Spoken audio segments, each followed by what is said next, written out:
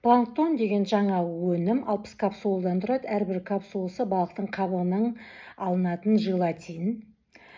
Планктон ол Атлант мұхитында өсетін шаян тәріздес каланаус деген жәндіктің майы.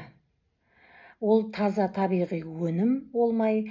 Ол майдың құрамында омега-3-дің, омега-3-тің өте жоғарғы сападағы болғандықтан ол біздің белге жиналған іш майларды тез ыдыратады және ұйқы безінің жұмысын дұрыстайды. Соның ішінде ұйқы безінің жұмыс жасауы дұрысталына отырып, қандағы қантты дұрыстайды.